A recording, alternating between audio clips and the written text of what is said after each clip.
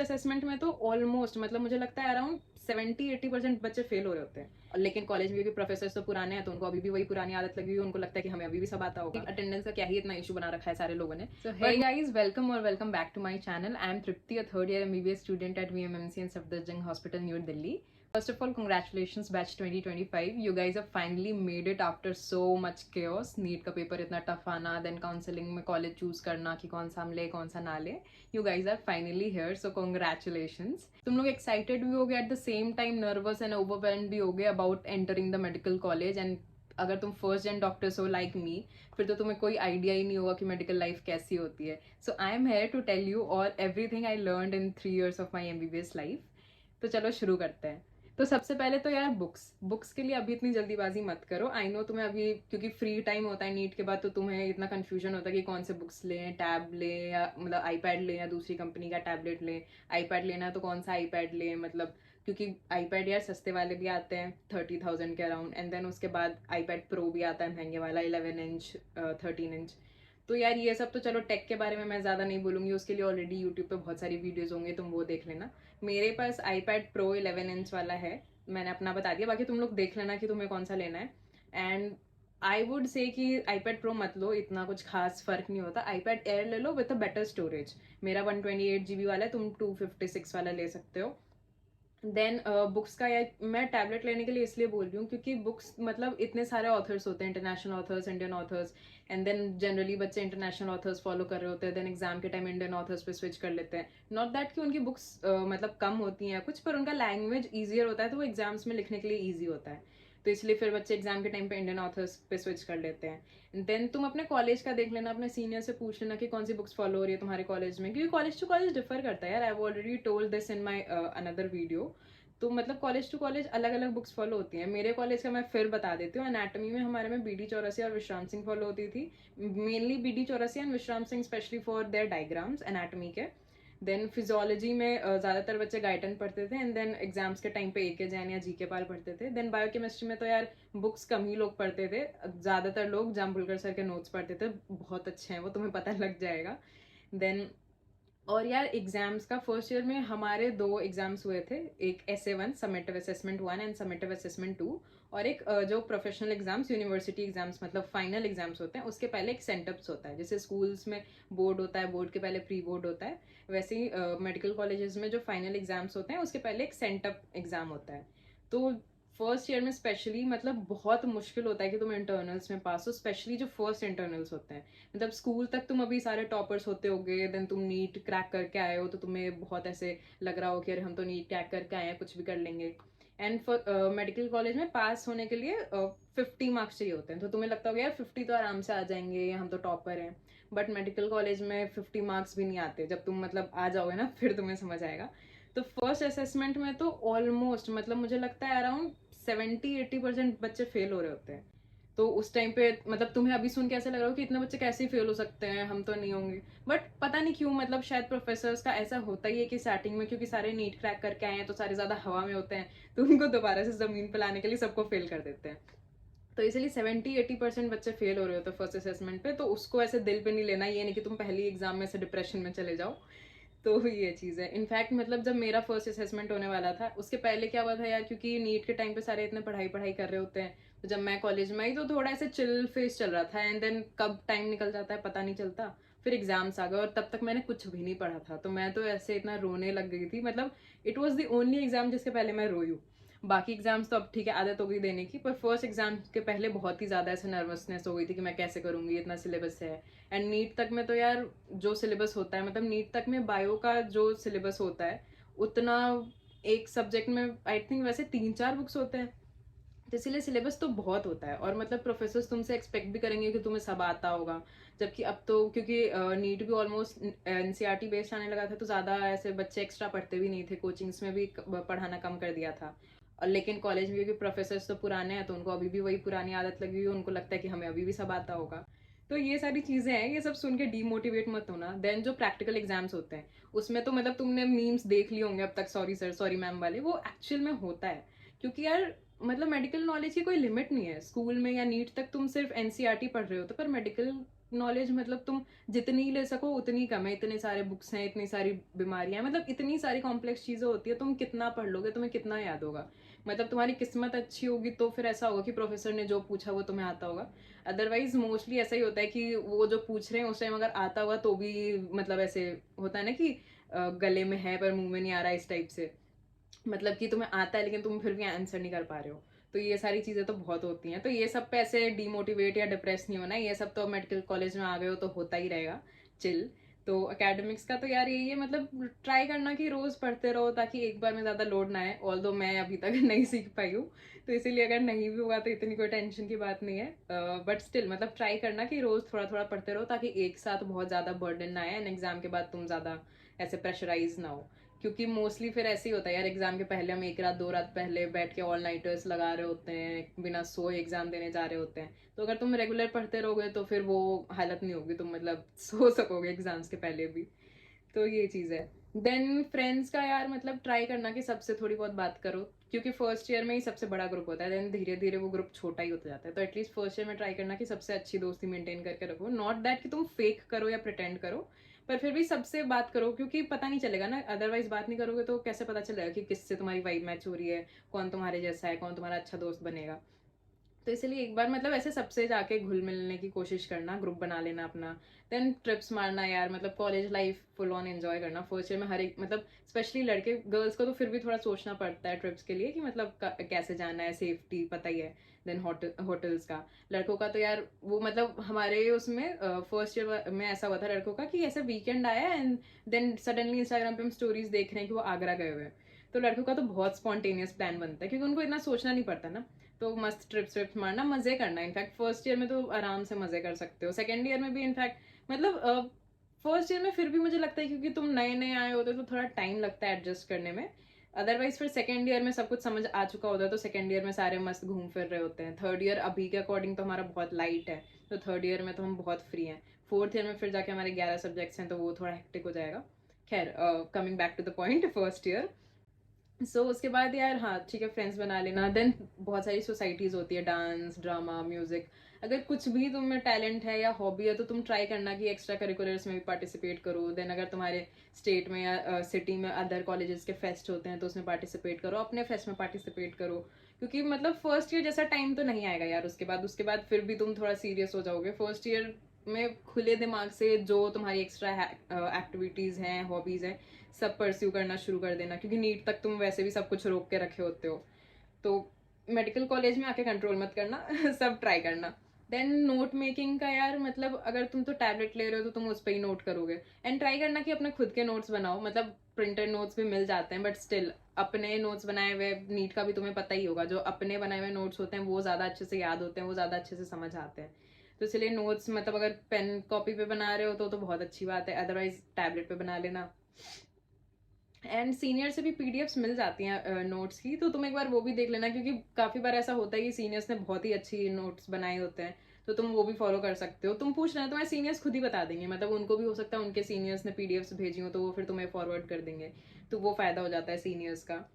Then senior से भी यार ट्राई करना कि थोड़ी इंटरेक्शन रखो, मतलब क्योंकि काफ़ी टाइम ऐसा होता है कि कुछ एग्जाम्स के बारे में इन्फो है, अब तुम्हें कौन बताएगा, तुम तो पहली बार दे रहे हो। पर तुम्हारी अगर सीनियर से बातचीत होती है तो तुम उनसे पूछ सकते हो ना कि हाँ ठीक है ये डिपार्टमेंट कैसा है। जैसे हमारे में क्या है, बायोकेमिस्ट्री कंपैरेटिवली थोड़ा चिल डिपार्टमेंट है as compare to physiology and anatomy. तो अब ये चीज़ें कैसे पता चलेंगी, तुम सीनियर से बात करोगे तो तुम्हें पता चलेगा कि अच्छा ठीक है। तो ये है, तो तुम सीनियर से भी ट्राई करना कि थोड़ी बहुत बातचीत रखो। देन अटेंडेंस यार, वैसे तो तुम स्कूल में जा रहे होते रेगुलर क्लासेस, देन कोचिंग में भी तुम जा रहे होते तो तुम्हें लगता होगा कि अटेंडेंस का क्या ही इतना इशू बना रखा है सारे लोगों ने। बट मतलब ट्रस्ट मी, मेडिकल कॉलेज में आके तुम्हें नहीं मन करेगा कॉलेज जाने का। स्टार्टिंग में तो तुम फिर भी आ रहे होगे क्योंकि तुम्हें आदत होगी क्लास जाने की, पर एक पॉइंट के बाद फिर तुम्हें नहीं मन होता कॉलेज जाने का, इस चक्कर में अटेंडेंस शॉर्ट पड़ जाती है। प्लस बहुत बच्चे क्योंकि उनको नया नया फ्रीडम मिला होता है हॉस्टल में, तो वो फिर बस इधर उधर घूमने लगते हैं या फिर मस्त बस सोए हुए हैं रूम पे, कुछ भी नहीं कर रहे, बस सोए हुए हैं। तो इस चक्कर में फिर अटेंडेंस शॉर्ट हो जाती है। And most of the medical colleges में यार, अनलेस कि किसी में कुछ ले दे के काम चल जाता हो, most of the medical colleges में लोग अटेंडेंस के लिए बहुत स्ट्रिक्ट हैं। मतलब 75% in theory and 80% in practicals. सुन के लगता है कि हाँ इतना तो हो ही जाएगा, पर एक पॉइंट के बाद थोड़ा कभी कभी दिक्कत हो जाती है, तो इसीलिए अटेंडेंस मेंटेन करके चलना। एंड मतलब हमारे एक सर ने बोला था मुझे फर्स्ट ईयर में कि यार एमबीबीएस पास करना इज नॉट टफ। मतलब अनलेस कि तुम खुद से ही हर पॉसिबल तरीके से तुम चाह रहे हो कि मैं फेल हो जाऊं, हर चीज़ ही मतलब इतनी बुरी कर रहे हो, तो ही तुम फेल होगे। अदरवाइज पास तो बच्चे हो ही जाते हैं मेडिकल कॉलेज में। मतलब लोग ऐसे बोलते हैं ना कि हमारे सीनियर्स पास हो गए हैं तो हम भी हो ही जाएंगे। तो ये वाली चीज़ एक्चुअली ट्रू है। मतलब जैसे अगर तुमने नोटिस किया होगा तो तुम्हारे बोर्ड एग्जाम्स में भी तुम्हें अपने इंटरनल एग्जाम से बेटर मार्क्स मिलते हैं। तो वैसे यहाँ पे भी ऐसा होता है, इंटरनल्स में जनरली बच्चे फेल हो रहे होते हैं, पर जो प्रॉफ फाइनल एग्जाम्स होते हैं उसमें ऑलमोस्ट सारे लोग पास हो जाते हैं। तो इसीलिए एग्जाम्स का इतना प्रेशर मत लेना। बट इसका ये भी मतलब नहीं कि तुम पढ़ना मत, पढ़ना पर इतना प्रेशर मत लेना, क्योंकि बहुत सारे बच्चे फिर ऐसे डिप्रेस्ड हो जाते हैं, बहुत टेंशन लेने लगते हैं, तो वो चीज़ मत करना। एंड वैसे जनरली तो फर्स्ट ईयर में 3 ही सब्जेक्ट्स होते हैं, अभी तक तो तुम्हें पता चल गया होगा, एनाटॉमी, फिजियोलॉजी एंड बायोकेमिस्ट्री। पर एनएमसी के जो गाइडलाइंस है ना, उसके अकॉर्डिंग जो पीएसएम सब्जेक्ट है, कम्युनिटी मेडिसिन, वो भी फर्स्ट ईयर से ही शुरू हो जाता है। तो क्योंकि सब्जेक्ट तो थर्ड ईयर का है, वो फर्स्ट ईयर में भी उसकी क्लासेस होती हैं, सेकंड ईयर में भी क्लासेस होती हैं। तो फर्स्ट ईयर में जनरली लोग बंक मार रहे होते हैं कि अरे बाद में देखेंगे, बाद में देखेंगे। पर प्लीज़ ये गलती मत करना, मैंने भी की है इसलिए मैं बता रही हूँ। फिर क्योंकि थर्ड ईयर में जाके यार तुम्हें हर क्लास अटेंड करनी पड़ेगी ताकि तुम्हारा अटेंडेंस मेंटेन हो सके।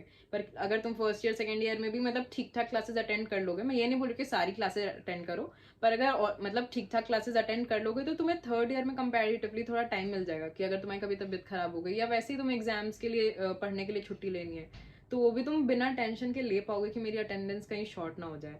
तो एक तो ये चीज़ है। सबसे ज़्यादा रेगुलर क्लासेस तो यार फर्स्ट ईयर में ही होती हैं। फर्स्ट ईयर में मतलब एनाटॉमी, फिजियोलॉजी, बायोकेमिस्ट्री वाले सारे प्रोफेसर्स आ जाते हैं, तो उसमें तो रेगुलर क्लास होती है। अदरवाइज उसके बाद फिर सेकंड थर्ड ईयर में ना कभी कभी प्रोफेसर्स नहीं भी आते हैं, तो फिर भी थोड़ा फ्री टाइम मिल जाता है। फर्स्ट ईयर में तो पैक्ड क्लासेस होती हैं। और एक चीज़ होती है कि फर्स्ट ईयर में कोई क्लिनिकल पोस्टिंग्स नहीं होती। क्लिनिकल पोस्टिंग्स जो है वो second third year fourth year में होती हैं, सेकंड ईयर से स्टार्ट होती हैं बेसिकली।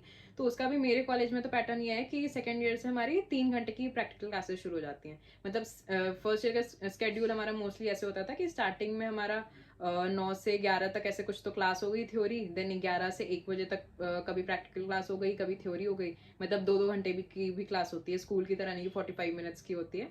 कॉलेज में 2-2 घंटे की भी क्लास होती है। एंड देन 1 से 2 हमारा ब्रेक होता था, लंच ब्रेक। एंड देन 2 से 4 हमारा प्रैक्टिकल होता था, या तो बायोकेमिस्ट्री हो गया, या फिजियोलॉजी हो गया, या एनाटॉमी में डाइसेक्शन हॉल हो गया, या एनाटॉमी के अंडर एक और सब्जेक्ट आता है हिस्टोलॉजी, हिस्टोलॉजी की लैब हो गई। देन एनाटॉमी के अंदर यार हिस्टोलॉजी भी आती है, देन एम्ब्रियोलॉजी भी आती है। तो एनाटॉमी खुद में ही एक बहुत वास्ट सब्जेक्ट है, तो इसीलिए वो सब ठीक से पढ़ लेना। देन जो मैं सब्जेक्ट बता रही थी हिस्टोलॉजी, हिस्टोलॉजी में बेसिकली क्या होता है कि तुम्हें टिश्यूज दिखाते हैं, वो ऐसे स्लाइड बनी होती है टिश्यूज की, तुम्हें बनानी नहीं होती, वो बनी हुई होती है ऑलरेडी, तुम्हें स्लाइड देंगे एंड वो माइक्रोस्कोप के अंदर देखनी होती है। एंड अलग अलग सेल्स जो होते हैं वो आइडेंटिफाई करने होते हैं, मतलब नॉर्मल सेल्स, देन अगर कुछ अब नॉर्मल है तो पैथोलॉजिकल, सॉरी पैथोलॉजी तो सेकेंड ईयर में आती है। हाँ, तो मतलब वो तुम्हें बस आइडेंटिफाई करनी होती है कौन सी टिश्यू है, आर्टरी है, वेन है, क्या है, नेफ्रॉन का है, तो वो आइडेंटिफाई करना होता है। एंड मतलब नहीं आइडेंटिफाई होता गाइस। लगता है बहुत सारे जो ऐसे पीजीज होते हैं ना, उनको भी नहीं पता चलता है। तो हम तो यार फर्स्ट ईयर स्टूडेंट्स हैं, उसका इतना मत लेना कि मुझे तो कुछ समझ ही नहीं आ रहा, क्या बना हुआ है, क्या दिख रहा है। और नहीं दिख रहा तो डाउट्स पूछना, वहाँ पे जो पीजीज होंगे, तुम्हारे प्रोफेसर्स होंगे, उनसे डाउट पूछना। पर अगर नहीं भी आइडेंटिफाई कर पा रहे हो तो चल जाता है। देन प्रैक्टिकल्स का यार फिजियोलॉजी में हेमाटोलॉजी के प्रैक्टिकल्स होते हैं। मतलब तुमने अगर अपनी रील स्क्रॉल की होगी या यूट्यूब वीडियोज देखी होगी, तो वो तुम्हें बता रही हूँ अपने आप को प्रिक करना होता है।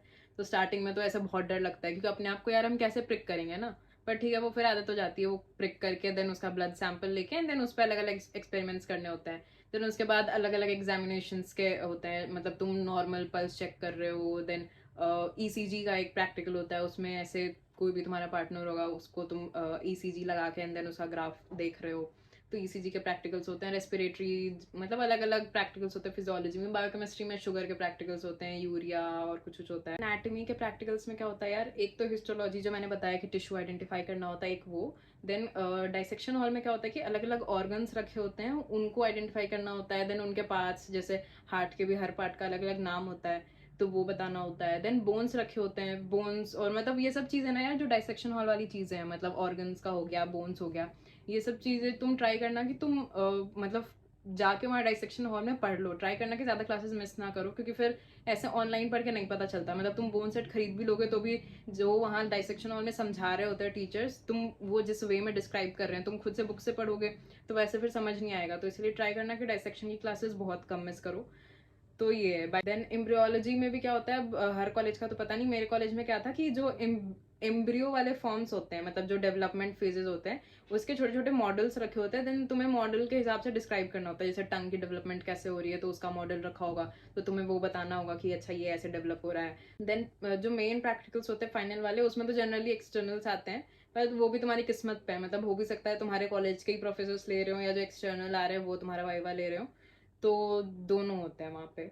एंड देन कॉलेज में यार प्लीज किसी टीचर प्रोफेसर से पंगे मत लेना। मतलब स्कूल्स में तो फिर भी मे बी अगर तुम ऐसे गर्म खून के हो तो किसी टीचर से पंगे ले लिया, लड़ लिया, ऐसा कुछ।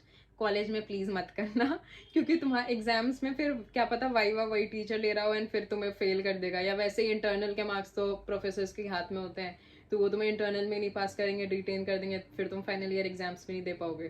तो इसीलिए किसी टीचर से तो प्लीज पंगे मत लेना। तुम कितना भी तुम्हारा ईगो हर्ट हो रहा हो, तुम्हें गुस्सा आ रहा हो, चुपचाप सिर नीचे करके सॉरी मैम, सॉरी सर बोल के सुन लेना।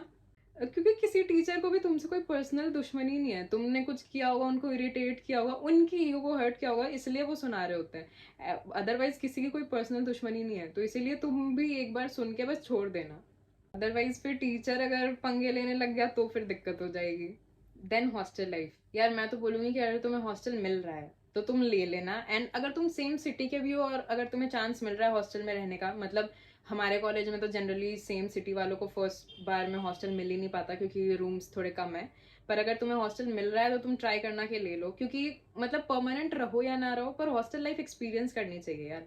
मतलब तुम हॉस्टल में रह के जितनी चीज़ों सीखोगे, मतलब अपने से काम करना जो भी, तो वो हॉस्टल लाइफ सबको इन माय ओपिनियन एक बार एक्सपीरियंस तो ज़रूर करनी चाहिए। मतलब मेस का खाना आई नो बहुत लोगों को पसंद नहीं आता, पर एटलीस्ट मुझे तो हमारे मेस का खाना ठीक लगता है। मतलब खा सकते हैं, ऐसा नहीं कि बहुत अच्छा है, घर का खाना तो घर का खाना ही होता है, बट स्टिल ठीक है, खा सकते हैं। मतलब ऐसा मैं बुराई नहीं करूंगी कि हमारे मेस का खाना बुरा है। तो वो है, क्योंकि हॉस्टल लाइफ में यार मतलब तुम ऐसे देर रात को 3 बजे 4 बजे बैठ के दोस्तों के साथ ऐसे गॉसिप सेशंस कर रहे हो, मैगी बना के खा रहे हो साथ में, या कुछ भी और ऑर्डर करके खा रहे हो, खेल रहे हो। तो हॉस्टल लाइफ तो यार मतलब इन माय ओपिनियन सबको एक्सपीरियंस करनी चाहिए, दैट इज द पॉइंट। एक और चीज होती है पीडीपी, पर्सनैलिटी डेवलपमेंट प्रोग्राम। ये बेसिकली मतलब एक तरीके से मॉडिफाइड फॉर्म ऑफ रैगिंग ही हो गया। मतलब उसका लीनियंट फॉर्म, रैगिंग तो पहले बहुत सीवियर होती थी कि अब स्ट्रिक्ट गाइड, मतलब अब स्ट्रिक्ट रूल्स हो गए हैं तो अब रैगिंग नहीं होती है। पर मतलब अब सीनियर्स को इंटरेक्ट तो करना है, तो पर्सनैलिटी डेवलपमेंट प्रोग्राम पीडीपी का नाम दे देते हैं। तो उसमें ऐसे कुछ कुछ एक्टिविटीज करवाते हैं सीनियर्स, तो वो मतलब तुम कर सकते हो यार। मतलब ऐसा कुछ सीरियस नहीं कराते हैं, तो वो भी ऐसे मजे मजे में होते हैं। एंड देन एक जब हो जाता है ना उसके बाद फिर तुम्हें खुद पे ही हंसी आ रही होती है यार कि अरे हम फर्स्ट ईयर में क्या क्या किया करते थे। तो वो भी एक चीज होती है। देन एक और चीज यार, मतलब तुम्हारी नीट यूजी में कितनी भी रैंक आई हो, तुम कहीं का टॉपर भी हो, पर एक बार जब तुम मेडिकल कॉलेज में आ जाते हो तो सब इक्वल है। मतलब तुम्हारा फर्स्ट अटेम्प्ट में हुआ है, तुम्हारा फिफ्थ अटेम्प्ट में हुआ है, नथिंग मैटर्स। तुम रैंक 1 हो, तुम रैंक 1000 हो, कुछ भी हो, सब फिर इक्वल लेवल पे आ जाते हैं। तुम जनरल से आए हो, कैटेगरी से आए हो, तो प्लीज अपनी ईगो साइड में रखना है, किसी को डिस्क्रिमिनेट मत करना, क्योंकि ट्रस्ट में किसी को फर्क नहीं पड़ता। तुम जब तक पहले हो तब तक कोचिंग वाले तुम्हें ऐसे राजा की तरह ट्रीट कर रहे हैं कि ओ ये तो टॉपर टॉपर है। पर एक बार जब तुम कॉलेज में आ जाते हो देन एवरीवन इज इक्वल, तो प्लीज किसी को बुली मत करना। स्कूल नहीं है, this is college. Then about NEET PG, first year से यार नीट पीजी के लिए फोकस करना मतलब इतना कुछ नहीं है। मतलब हो सकता है तुम्हारा नीट यूजी में उतनी अच्छी रैंक ना आई हो तो तुम सोचो अरे नीट पीजी में तो फोड़ देंगे, फर्स्ट डे से तैयारी शुरू करेंगे नीट पीजी की। फर्स्ट ईयर से तैयारी शुरू करोगे, जब तक तुम्हारी बारी आएगी नीट पीजी देने की तब तक तुम्हारा दिमाग उड़ चुका होगा। तो इसलिए नीट पीजी का यार अभी भी मतलब जितने सीनियर्स है वो सारे ऐसे बोलते हैं थर्ड ईयर से स्टार्ट करना है। इनफैक्ट मैंने भी थर्ड ईयर से ही मैरो लिया है। तुम्हें अगर फर्स्ट ईयर में, या तो फर्स्ट ईयर में तो यार वैसे किसी सब्सक्रिप्शन की जरूरत नहीं है, पर अगर तुम्हें लेनी भी है तो तुम फर्स्ट ईयर वाले प्लान लेना, मतलब मैरो का ले रहे हो या जिसका भी ले रहे हो। मतलब वैसे मैं तो बोलूंगी या तो प्रेप लैडर या ई गुरुकुल लेना। हमारे कॉलेज में मोस्टली लोगों ने ई गुरुकुल का ही लिया था क्योंकि उस पर फर्स्ट ईयर के लिए मतलब अच्छी फैकल्टी है, तो तुम उसका ले सकते हो। But still I would say कि मतलब फर्स्ट ईयर में तो जरूरत ही नहीं है, अगर फिर भी तुम्हें लेना ही है तो तुम ई गुरुकुल ले सकते हो। देन यार तुम में से बहुत से लोग होंगे जो पहली बार घर से बाहर निकल रहे होंगे, जो ऑलरेडी कोटा या दिल्ली ऐसे नीट की कोचिंग करने के लिए आए होंगे, उनको तो फिर भी हॉस्टल में रहने की आदत होगी। जो तुम लोग पहली बार घर से बाहर निकल रहे होगे हॉस्टल में, तुम्हें ऐसे पॉकेट मनी मिलेगी, पैसे मिलेगी, तो मेक श्योर कि तुम ऐसे गलत चीज़ों पे खर्च करने की आदत ना लगा लो, या ऐसे फिजूल खर्ची करने की आदत ना लगा लो। क्योंकि एक बार जब खुद के पैसे मिलने लगते हैं, एंड देन आजकल तो ऑनलाइन का जमाना है, यूपीआई के थ्रू कब पैसे कहाँ जाता है याद भी नहीं रहता। तो इसीलिए पैसों का ध्यान रखना है। एंड देन यार बॉयज हॉस्टल में बहुत सारी गलत चीज़ें भी चल रही होती है, तो तुम्हें डिसाइड करना है कि तुम्हें उन चीज़ों में गिव इन करना है या नहीं। तो वो तुम्हें अपनी खुद की इंटेलिजेंस यूज़ करनी है उसमें। एंड यार एक और बात, मतलब काफ़ी लोग पहले से ही सफ़र कर रहे होते हैं मेंटल हेल्थ प्रॉब्लम से, एंड काफ़ी लोग मेडिकल कॉलेज में आने के बाद सफ़र करने लगते हैं। तो अगर किसी को कुछ मेंटल हेल्थ प्रॉब्लम आ रही है, तुम्हें कुछ लग रहा है कि कुछ प्रॉब्लम है, तो तुम, क्योंकि तुम मेडिकल कॉलेज में आए हो यार, तुम्हारे हॉस्पिटल में साइकेट्रिस्ट होंगे, तो उनसे सपोर्ट लेने में प्लीज़ ऐसे हिचकिचाना मत। मतलब अगर तुम्हें लग रहा है कि तुम्हें थेरेपी की ज़रूरत है या किसी की भी सपोर्ट की ज़रूरत है, मतलब ईदर योर फ्रेंड्स या योर पेरेंट्स या कोई सीनियर चाहिए या तुम्हें स्पेशलिस्ट चाहिए, तो तुम प्लीज़ उनका सपोर्ट लेना। मतलब ये मत सोचना कि लोग तुम्हें जज करेंगे या तुम्हें नीचा दिखाएंगे, क्योंकि आजकल के टाइम पे बहुत कॉमन है मेंटल हेल्थ इश्यूज। तो अगर तुम उससे गो थ्रू कर रहे हो तो मतलब ट्राई करना कि तुम एक्सेप्ट करो एंड देन सपोर्ट लो, क्योंकि अगर तुम खुद में ही रहोगे तो वो फिर और ज़्यादा बढ़ता जाएगा एंड बाद में और ज़्यादा प्रॉब्लम होगा। तो इसलिए बेटर है कि अगर तुम्हें अभी फील हो रहा है कि you are going through something, तो तुम पहले ही ट्राई करना कि तुम हेल्प ले लो, मतलब जिससे तुम कंफर्टेबल हो, फ्रेंड्स, फैमिली, सीनियर्स या प्रोफेशनल, जिससे तुम्हें मन हो उससे ही लेना, पर प्लीज़ ले लेना। देन ट्राई करना कि अपनी हॉबीज परस्यू करो यार। मतलब जो पीडीपी का भी मैंने बताया ना, उसमें भी वो तुम्हारी हॉबीज पूछते हैं, क्योंकि मेडिकल कॉलेज में मतलब पढ़ाई इतनी ज़्यादा होती है कि अगर तुम सिर्फ पढ़ाई पढ़ाई करोगे तो डेफिनेटली तुम एक पॉइंट के बाद तुम्हारा बर्न आउट भी फील करोगे, मेंटल ब्रेकडाउन भी हो जाएगा। तो अगर तुम्हारी कुछ हॉबीज हैं तो तुम अपने फ्री टाइम में वो कर सकते हो, ताकि थोड़ा रिफ्रेश फील करो, रिलैक्स फील करो। तो अगर कुछ हॉबीज नहीं भी हैं तो भी तुम ट्राई करना कि कुछ कॉलेज में नई हॉबीज डेवलप करो, एंड अगर कुछ पहले से हॉबीज थी जो छूट गई है तो वो तुम तो डेफिनेटली कंटिन्यू करना कॉलेज लाइफ में आके, क्योंकि लॉन्ग रन में बहुत बेनिफिट होता है यार। मतलब तुम अगर कभी लो फील कर रहे हो, मतलब अगर किसी को सिंगिंग का शौक है एंड वो कभी लो फील कर रहा है, तो तुम गाने गा के अपने आप को थोड़ा लाइट फील करा सकते हो। बहुत लोगों को डांस करके थोड़ा लाइट फील होता है। तो इसीलिए हॉबीज तो परस्यू जरूर करना है यार कॉलेज लाइफ में आके। सीनियर्स जो इंटरेक्शन करते हैं यार पीडीपी, मतलब तुम वैसे तो बहुत लाइटली लेना, इतना सीरियस मत लेना, क्योंकि वो स्टार्टिंग में तुम्हारा बहुत मजाक उड़ाएंगे, तो तुम्हें लगेगा कि अरे इसने ऐसे कैसे मुझे बोल दिया, क्योंकि सीनियर है तो तुम ज्यादा कुछ बोल नहीं पाओगे। तो इतना सीरियस मत लेना यार, वो भी बस वैसे ही फन के लिए कर रहे हैं और तुम भी फिर हो सकता है अपने जूनियर्स के साथ करोगे, तो इतना सीरियसली मत लेना। बट अगर कुछ ऐसे ज्यादा करवा रहे हैं, कुछ सीवियर, जो तुम्हें लगता है कि नहीं दिस इज नॉट राइट, तो फिर तुम कंप्लेन कर सकते हो। अदरवाइज थोड़ी बहुत चीजें, फन एक्टिविटीज, उसके लिए कंप्लेन मत करने चले जाना टीचर्स को। इनफैक्ट मुझे नहीं लगता टीचर्स खुद भी इतना सीरियस लेंगे अगर तुम थोड़ी बहुत चीज़ों में पहुंच जाओगे तो। पर अगर कुछ सीरियस हो रहा है देन प्लीज़ रिपोर्ट करना। ये नहीं कि तुम हर चीज़ ही सहे जा रहे हो इसलिए क्योंकि वो तुम्हारे सीनियर है। तो तुम्हें फिगर आउट करना हो कि कौन सी चीज़ लाइन के ऊपर जा रही है एंड कौन सी चीज़ है जो नॉर्मल है। टू बी ऑनेस्ट मेरे कॉलेज में यार, मतलब मैं लड़कों का तो ज़्यादा ऐसे नहीं बता सकती हूँ, पर लड़कियों में तो यार या तो अब बहुत कम पीडीपी होती है या फिर नहीं ही होती है, क्योंकि हमारे बैच ने भी बहुत कम की। इनफैक्ट मैंने तो यार किसी की भी पीडीपी नहीं ली है, मतलब मैंने दी भी नहीं थी, तो फिर मुझे लगा मैं लूँ भी क्यों ही ना, तो इसीलिए मैंने तो नहीं ली। और मतलब फिर ऐसे बैच बाई बैच यार कम ही हो रहा है, क्योंकि यार कोई अब इतना टॉलरेट नहीं करता, सबकी ईगो आ जाती है बीच में कि वो मेरा मजाक कैसे बना रहा है। तो इसीलिए अब तो वैसे भी आई डोंट थिंक कि होती है। बट अगर थोड़ी बहुत कहीं पे पीडीपी हो भी रही है तो तुम ऐसे फन वे में लेना, ज्यादा सीरियस मत लेना, अनलेस कि कुछ ज्यादा वो करवा रहे हैं, कुछ ऐसे वायलेंस या तुम्हारा मेंटल ज्यादा डिस्ट्रेस हो रहा है, तो फिर तुम जाके कंप्लेन कर लेना। अदरवाइज बहुत लाइटली ऐसे फन में ले लेना। देन लास्ट में यार, मतलब फर्स्ट ईयर पढ़ना भी उतना ही, but enjoy to the fullest. मतलब फर्स्ट ईयर कोई भी किसी भी सीनियर से कभी भी बात करोगे ना यार, तो फर्स्ट ईयर की ही सबसे ज्यादा मेमोरीज होती हैं, एंड टाइम बहुत जल्दी जाता है। मतलब जब तुम कॉलेज एंटर करोगे तो तुम्हें लगेगा कि मतलब अरे अभी तो इतना टाइम है, अभी तो 5.5 साल रहना है कॉलेज में।